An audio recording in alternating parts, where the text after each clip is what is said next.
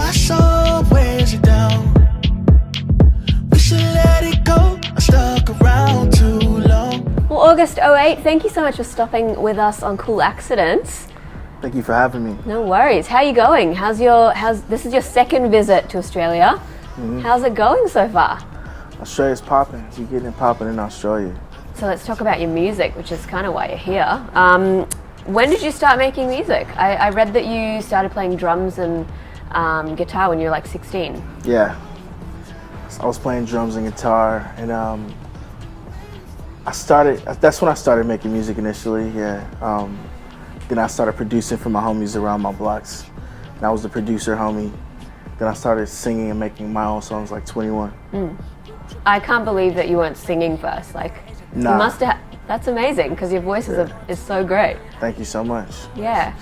I had to learn how to sing from like YouTube videos. Wow. This is like light-skinned black dude that teach you how to sing on YouTube. I was looking at his videos. Oh, sick. I talked to him on Twitter recently too. You told him that's how you got into music? For sure. Wow, what did he say? He sent me an invoice. That's what he did. So what was like your bread and butter music growing up? Like, what did your parents listen to that you were into when you were a kid? There was no music in the house. No music? No music in the house. Why is that? There was no music in the house. Only like musical influence I had is like going to my cousin's house and they playing all the other shit that was going on. Yeah. Well, it's like a lot of like kind of soulful R&B stuff that's coming through there. Do you have any influences of that? Any artists that you love? The artists that I love, like that I started rocking with later and like going back is like Boyz II Men, Jamie Foxx. Jamie Foxx, the Unpredictable album was pretty fire. Yeah.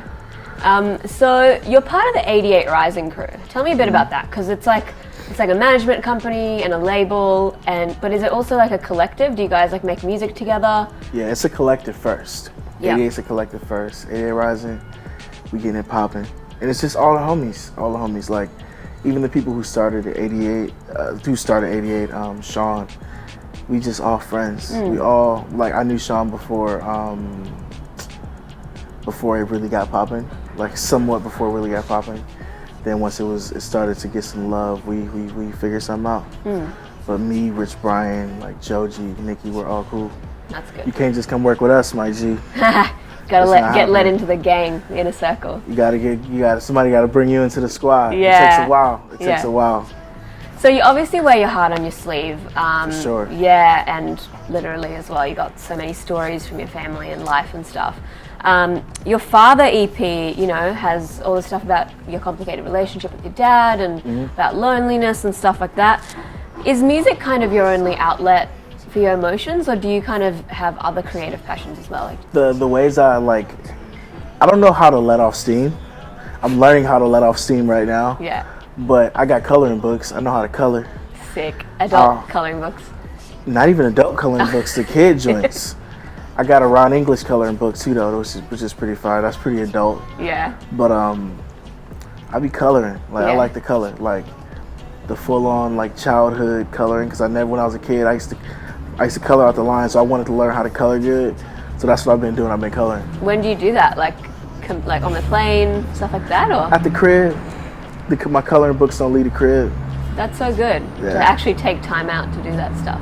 I got, you know what I'm saying? I got a little bread now, so I can afford the good colors. I just got this. It costs like $40. I got this skin tone coloring, the skin tone palettes. Yeah. The color pencil skin tone joint. They fire. The good shit. It's the good shit for sure. So I read that you also write for other artists. So you've got credits on DJ Khaled's "I'm the One," which is such a massive track. How do you feel like when you're writing a song or like a new lyric and you give it away to someone? Like, is that hard, or do you kind of prefer writing for yourself and not for others? I think I'm a writer and producer, so it's not hard because you have to. If you want your message to be shown to the world, it doesn't always have to come through you. You're not always the vessel. I think sometimes other people can deliver your message better than you can, or help show the world that your message is valid. And that's how I look at it. It's like, yo, if that shit hot, yo, if somebody rock with it, let them have it. That's so true. It's a good way to put it. I guess if there's something that was really like personal, you'd probably hold on to that. I wouldn't even think to make something for someone else that's super like just super personal. Yeah. Because it does like that's not how I make music. When I want to be personal, when I want to be like going inside of myself, I gotta go be by myself. So Blood on Your Hands is quite like brooding and dark compared to stuff on Father, I thought. Where did that come from? Was that a deliberate choice, or are you going into a darker phase, or that was just like a moment of darkness coming out? I don't know. It didn't even feel dark to me. It's like it's super dark. But that song, it comes from me and my friends and our relationships with women, and it's like I was dating 2 girls at the same time. Hey. Which is not a good thing. I don't advise that at all. It's terrible. That's a terrible, bad life decision. Yep. Hindsight is great. Yeah. Great thing. Dating these 2 girls. They both knew about each other because I'm single as hell. Still single.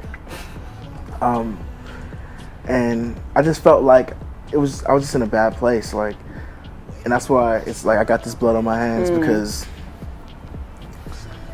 both of these girls like me, and I like both of them. But it's like I couldn't be brave enough to date the girl I actually wanted to date, so I just kept being in limbo, and I kept it there. So I just felt guilty, and that's how I got the lyric. I got this blood on my hands.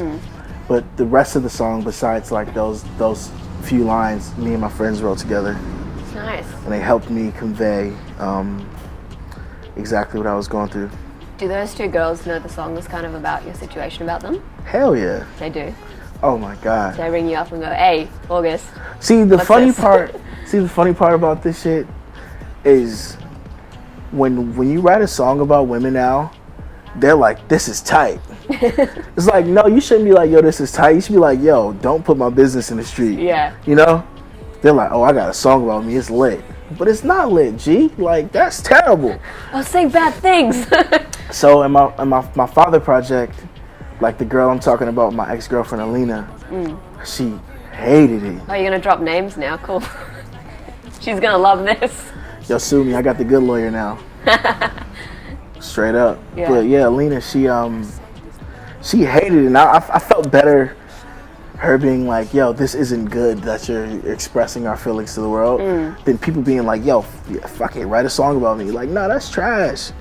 Like, you shouldn't want people to put our business on the street, which is bad on me, but fuck it, you know? Good music. Thank Good you. art. Can you tell us anything about this next single? It's a fire song. What's the vibe? Is it like Blood on Your Hands kind of? It's still up tempo. It's the genre I'm stepping into. I call it crying on the dance floor. Oh yeah. So it's emotional music that's upbeat.